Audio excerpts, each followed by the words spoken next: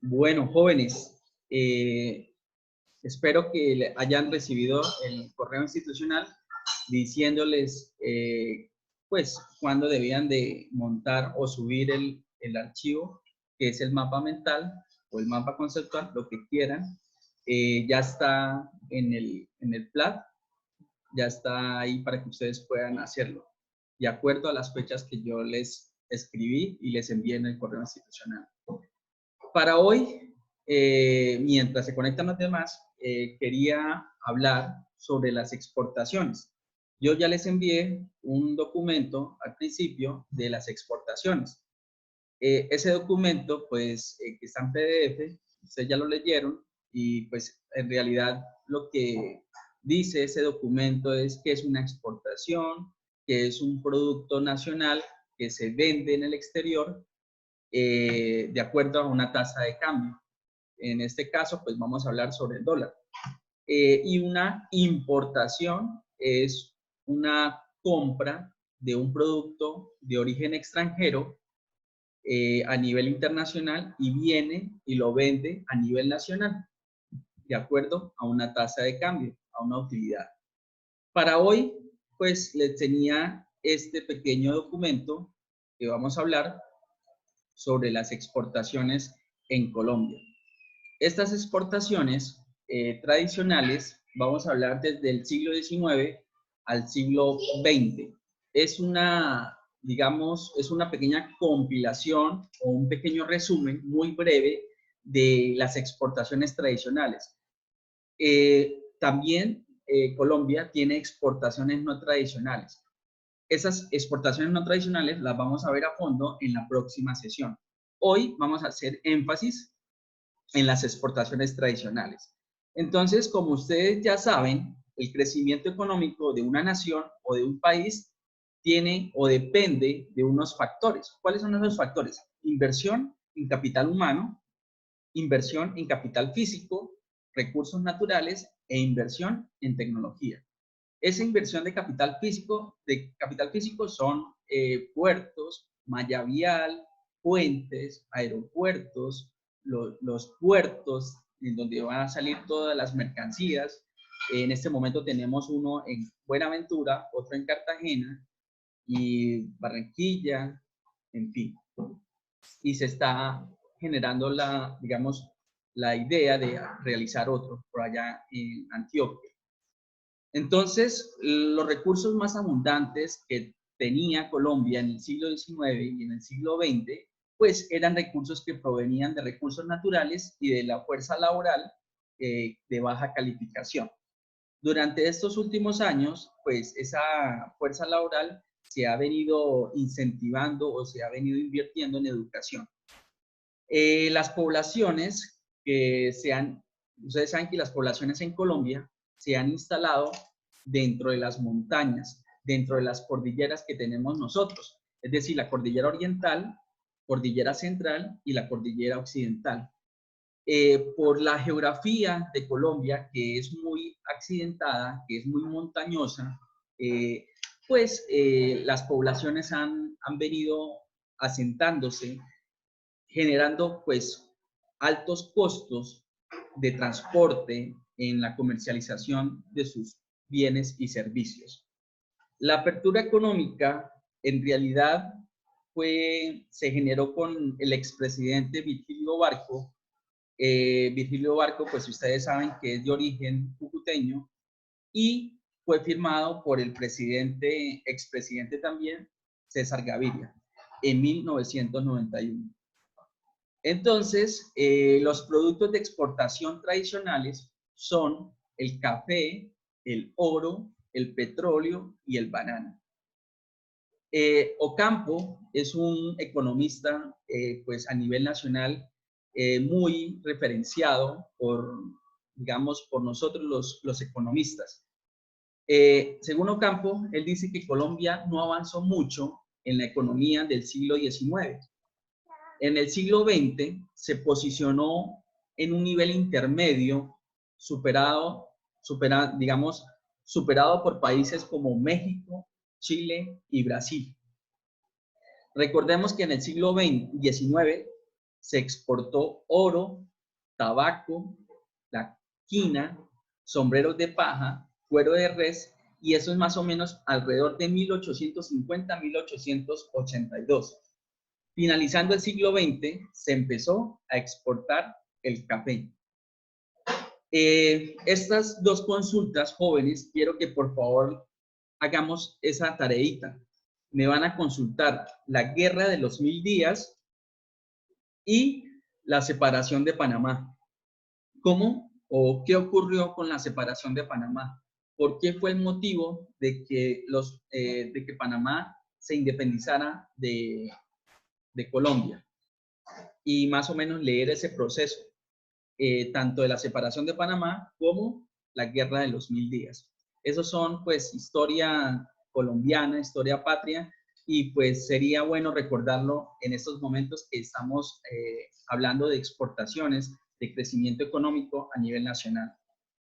Después de esa Guerra de los 1000 días, pues ustedes saben que cuando hay un periodo digamos, de crisis, de dificultad como lo estamos viviendo ahora, pues las exportaciones se paran, digamos, en este caso que estamos hablando de las exportaciones, no hay demanda, no hay producción, por lo tanto se separa. El banano, el oro y el platino y el petróleo empezaron su auge después de la Guerra de los 1000 días. Durante el periodo de 1950 a 1969, las exportaciones de café alcanzaron un récord, que alcanzaron el 71%, pero digamos, este volumen de exportaciones empezó a caer en los años 90. Recordemos que en los años 90 los caficultores de café, digamos, se tuvo una enfermedad que fue la roya. La roya era un parásito que digamos, se plantaba en las semillas del café y lo que hacía era roerse esa pepita de café a tal punto de que pues la podría y se caía la pepita de café. Eso fue una temporada muy crítica para los caficultores. Vamos a hablar de la zona del café. El café, las zonas de cultivo fueron al principio en Santanderes, Cundinamarca, Tolima, Antioquia. Resulta que en Cundinamarca, estoy hablando de historia y haciendo algo breve, en Tolima y en Cundinamarca empezaron a pelearse por las tierras. Por lo tanto, Antioquia empezó a generar o a producir o cambiar los cultivos que tenían Tolima y en Cundinamarca y se los pasó hacia el occidente del territorio nacional. Es decir, estamos hablando de Quindío y de Caldas. Colombia aumenta las exportaciones de café en detrimento de otro país que tenemos, que es Brasil. Aunque Brasil poseía en ese momento el 70% del mercado mundial. Colombia, a partir de los 70, empezó a producir café pues en marcha. Se crea un Fondo Nacional de Café, que es lo que hoy llamamos Federación Nacional de Cafeteros. Y pues aquí voy a hacer un pequeño paréntesis y voy a mostrarles, digamos, la página web de la Federación Nacional de Cafeteros. Entonces, está acá. Si ustedes me pueden ver, ¿la pueden ver, jóvenes? Sí, profe. Bueno, listo, perfecto, gracias. Aquí está la Federación Nacional de Cafeteros de Colombia. Ustedes pueden entrar, hay podcasts, hay noticias acerca del precio y el volumen del café en la actualidad, y pues aquí en los indicadores está el precio interno de referencia de 1.030.000 pesos por 125 kilos. Ese 125 kilos le dan a usted 1.030.000 pesos. Y pues aquí está a cómo cotiza en la bolsa de Nueva York. En este momento está a $103.60. $103.60 la libra de café. Entonces, aquí está la historia. Ustedes pueden por lo menos, digamos, carrachear ahí en la página website. Seguimos con las diapositivas. En 1962 se hace un convenio a nivel internacional de café que dura 5 años. Debido a unas, digamos, heladas en Brasil, recordemos que en los países del trópico, Ecuador, Brasil, Perú, Colombia, nosotros no tenemos, digamos, zonas estacionales, pero sí tenemos invierno y verano. Y ese invierno a veces llega con muchas heladas, lo que en la actualidad vemos cuando dicen la sabana de Bogotá o la sabana de Cundinamarca está presentando mucha helada. ¿Qué hace exactamente eso? Pues congelar los frutos y las flores, por lo tanto las marchita. En este caso, las heladas en Brasil causaron escasez de la producción de café a nivel mundial. Pero ojo, si existe poca oferta de un producto, de un bien o un servicio, ¿qué sucedería con el precio del café en ese momento? Pues el precio sube porque hay poca oferta del producto, ¿cierto? Entonces, ¿qué sucede? Resulta que los países que consumían o los consumidores de café empezaron a producir café y le ganaron a los países exportadores, generando una caída en el precio del café internacional. Realmente nos ganaron. Le ganaron a Brasil y le ganaron a Colombia, que son en América Latina los países que producen café. Digámoslo así. Entró otro convenio por allá en 1976 con un acuerdo internacional del café. En 1992, Colombia exportó 16.6 millones de sacos a nivel mundial. Eso es como para hablar un poco del café. Y aquí nosotros vemos el mapita, y en el mapita del café, pues lo que mencioné antes, los Santanderes, Cundinamarca, Tolima, y pues en Tolima empezaron a pelear por las tierras, y lo que hizo Cundinamarca y Antioquia fue llevárselo hacia el occidente. Entonces vemos que, y hoy en día, pues se conoce como la parte del eje cafetero, lo que es Quindío, Caldas, Manizales, Pereira. No obstante, nosotros aquí en Norte de Santander también somos una zona también cafetera. Si no, vayan a Toledo, vayan a Boledas, en fin, todas esas fincas cafeteras. Y pues ustedes saben que el café entró por medio del catolicismo. Le decían a los campesinos, usted de penitencia va a cultivar café. ¿Y por dónde entró el café? Por Maracaibo, es decir, por esta zona, por la zona de frontera, es decir, por nosotros, por Norte de Santander. Oro, petróleo y banano. Vamos a hablar de estos tres después en el siglo XIX y en el siglo XX. Durante el siglo XX, 1927, 1940, representaron esos tres, oro, petróleo y banano, el 40% de las exportaciones. Recuerden que estamos hablando de exportaciones tradicionales. Entonces, dentro de las exportaciones tradicionales... Profe, perdón, señorita, que hay compañeros esperando que los acepte. No, aquí no existen, no aparecen. Dígale que intenten de nuevo porque no aparecen.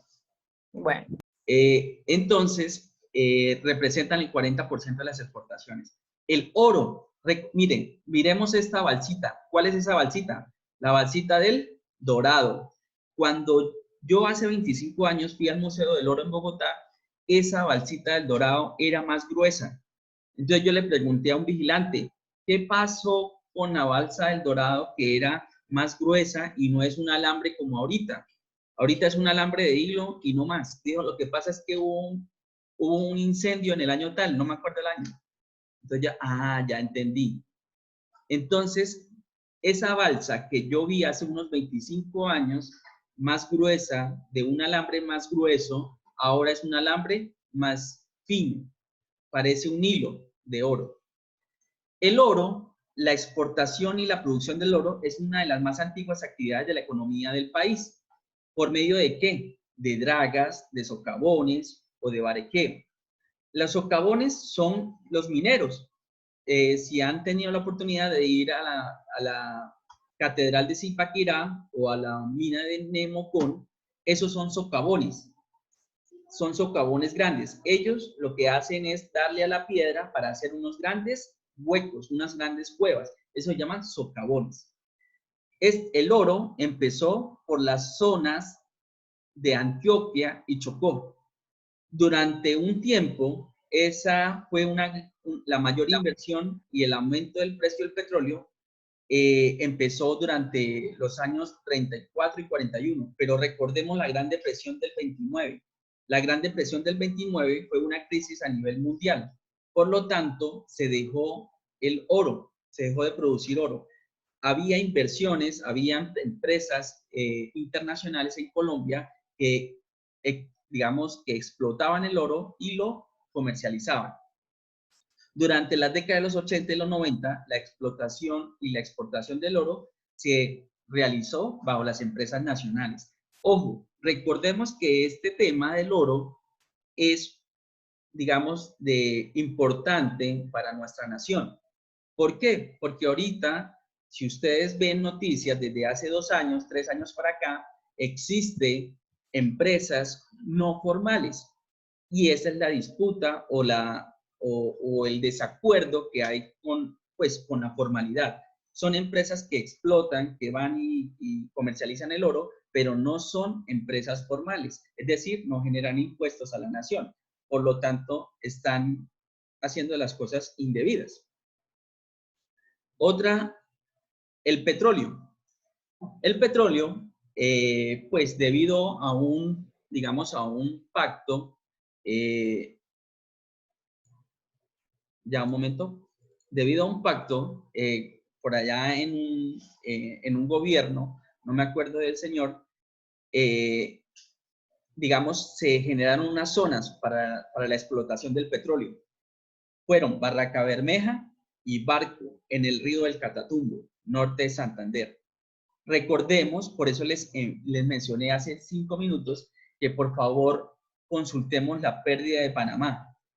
Esto se incentivó porque fue como un incentivo para la producción nacional después de esa catástrofe de perder nosotros a Panamá. Entonces, por eso es que le quiero que ustedes consulten y lo hablamos en la próxima sesión. La guerra de los 1000 días y la pérdida de Panamá. ¿Qué influencia tiene eso ahí? ¿Entendido? Entonces, las zonas de Barranca Bermeja y el Barco en el río de Catatumbo, norte de Santander. Miremos que a nivel de la historia en Colombia, las empresas internacionales han tenido que ver en nuestra nación. Por ejemplo, Exxon. Exxon construyó en 1921 la refinería de Barranca Bermeja y le dieron una concesión hasta 1951 con Texaco. En 1926 se generó la primera exportación y al siguiente año duplicó su producción. Shell intensificó estudios de exploración en Colombia y descubrió el yacimiento de Casabe. Entró a la producción en los años 40. Ojo con esto. En 1940 se creó el Ministerio de Minas y Energía y se empezó a tener la idea de crear una empresa estatal. Por tanto, en 1961 se crea Ecopetrol. Entonces, si nosotros miramos en la historia del siglo XIX y del siglo XX, de las exportaciones, digamos, tradicionales, tanto el oro como el petróleo, pues lo que han tenido, digamos, una injerencia o una fuerza son las empresas internacionales. En 1965, digámoslo, se descubre el hidrocarburo en Orito y Putumayo. Ojo, aquí es donde, digamos, otro desacuerdo. Y ese desacuerdo son las regalías por la explotación de ese hidrocarburo. Entonces, nosotros, como Norte de Santander y como los Santander, digamos como Santanderes, y en donde exista la explotación del hidrocarburo, pues deberían haber o existir regalías para el departamento.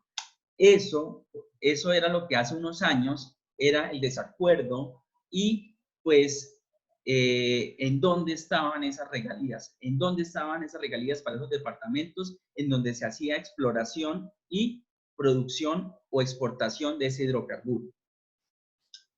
Por lo tanto, también hay explotación de los yacimientos de Cruciana y Capiagua por la Asociación de British Petroleum, una asociación, una alianza que hicieron British Petroleum y Ecopetrol. En el año 2000 se empezó a ver la disminución de hidrocarburo en estos yacimientos. ¿Por qué o a qué se debe la explotación o la exploración del hidrocarburo? A estas tres, digámoslo, mezclas.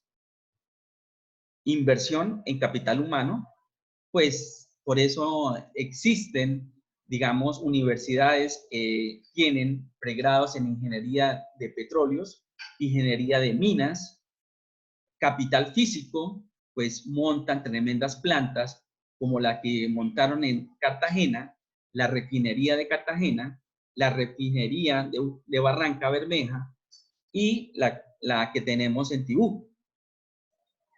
Y a nivel también tecnológico, porque para usted hacer exploración de yacimientos, pues tiene que tener tecnología, los aparatos para hacer, digamos, topografía, para hacer el estudio de los suelos. ¿Dónde está el futuro del crudo? Entonces, esa es una pregunta que nos anima a todos como norte santanderianos o como santanderianos. Recordemos el Gran Santander que decían por allá. ¿En dónde está el futuro del crudo? En la cordillera oriental. ¿Y dónde está la cordillera oriental? ¿Qué hace parte de la cordillera oriental? Norte, Santander y Santanderes. ¿Entendido? Entonces, ese es el futuro del hidrocarburo. Ecopetrol, digamos, después de que se creó Ecopetrol como una empresa estatal, ha sido una de las empresas a nivel nacional que ha generado, digamos, tasas altas de participación en empleos a nivel nacional. Eso es importante rescatarlo. Por otro lado, vamos a hablar del banano. El banano también, pues, lo explotó a principios del siglo XIX y del siglo XX, digámoslo así, más que todo en el siglo XX, una empresa también extranjera que se llamaba la Unit Fruit Company. Esa empresa exportadora hasta 1966. Eso fue en la zona del Magdalena. Y recordemos que también por allá hubo desacuerdos y hubo cosas que no son del tema ahorita, porque a mí no me gusta hablar de eso. Y pues, la masacre de las bananeras.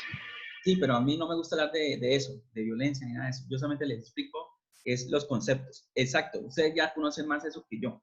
Entonces, hubo conflictos y hubo cosas allá, conflictos A, X, Y, Z, lo que sea, y pues en vez de la gente pensar en grande, en seguir la producción, pues realmente lo que pasó fueron otras cosas. Y llegamos en la década de los 70, se generó el auge de las exportaciones. Se ha favorecido por la penetración de mercados europeos. Y ustedes saben que pues el banano, pues somos, a nivel mundial, somos el tercer país. Igual que al nivel del café. En el café somos como el tercero después de Vietnam, de Brasil, Vietnam y Colombia. Ahora, por último, quiero pues darle esta diapositiva, y esta diapositiva pues hace parte de las exportaciones no tradicionales. Recordemos que entre las exportaciones no tradicionales, las tradicionales, ¿cuáles son? Café, oro, petróleo y banano. Dentro de las exportaciones recordemos, al principio yo les dije, la quinoa, ¿cierto? Acá. Aquí. ¿Perdón? Ya un momento, por favor. Entonces, aquí se exportó en el siglo XIX, se exportó oro, tabaco, ojo con el tabaco. Nosotros también fuimos influenciados por empresas multinacionales extranjeras. Si ustedes van a San Gil, hoy en día, donde está el éxito, esa construcción donde está el éxito, era la empresa Philip Morris. Philip Morris era una empresa de tabacos americana.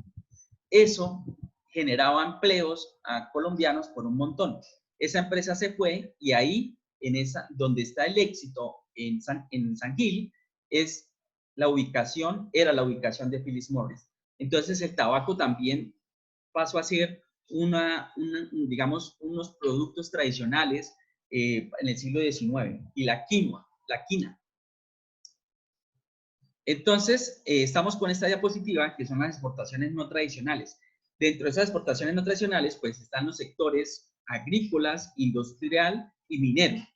Dentro del sector agrícola, pues está el algodón, que lo vemos acá, está el arroz, que lo vemos acá, está las flores, que vemos acá, y está el tabaco, están las carnes de res, las frutas, las legumbres.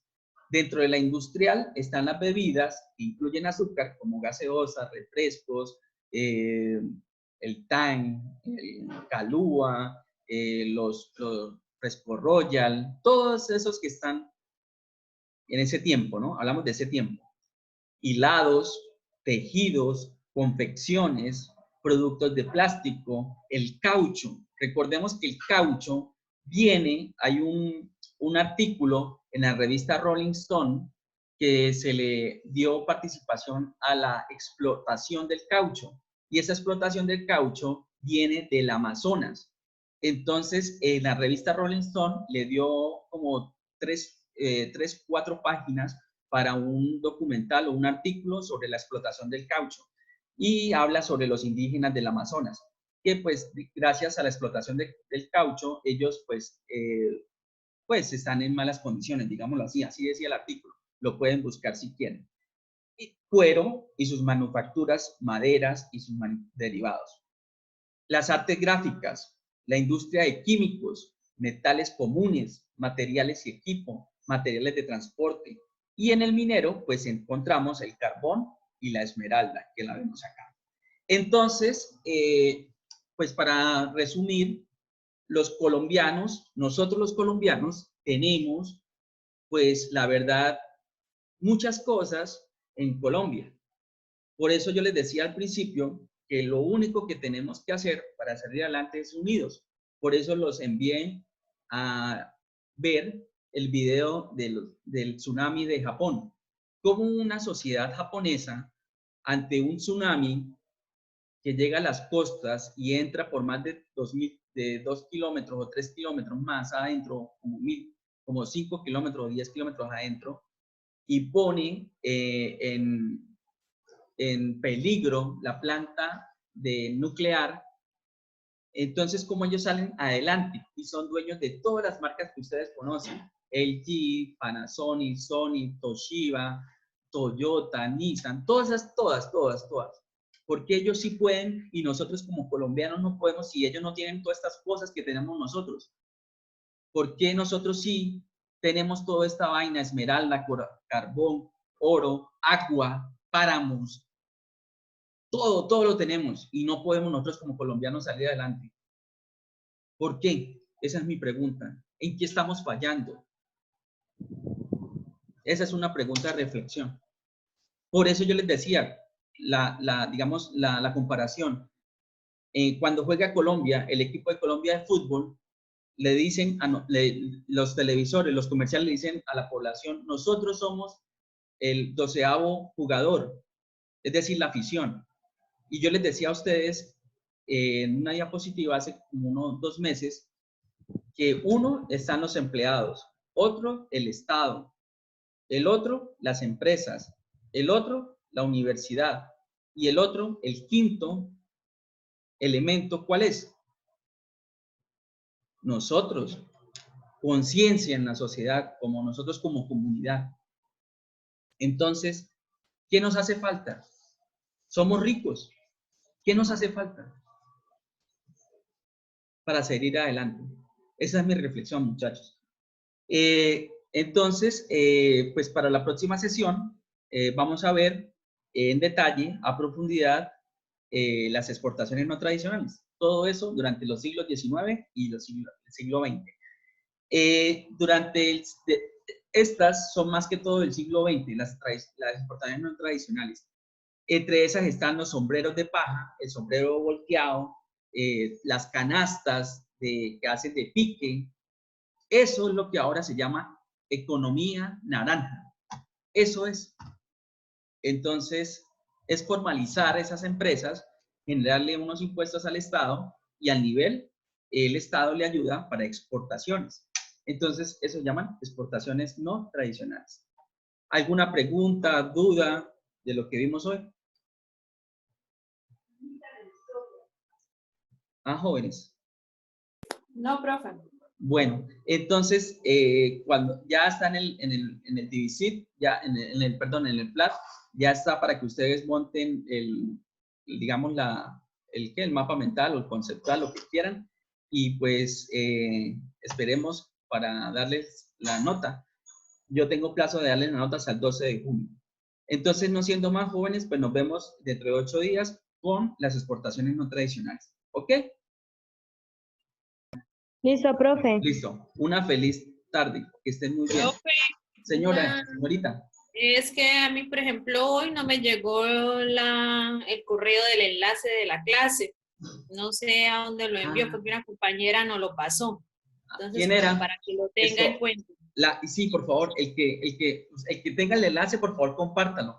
Por favor, yo trato yo no sé qué es lo que pasa, porque yo trato de hacerlo, pero no llega. Entonces, no sé, la verdad, no sé qué es lo que pasa. Entonces, pues, el que pueda, ayúdenme, por favor, a compartir el enlace para que todos puedan entrar. ¿Ok? Listo, profe. Listo, Bueno, profe. gracias, muy amable. Una feliz Hasta tarde luego. para todos. Chao, que estén bien. Igualmente. Chao.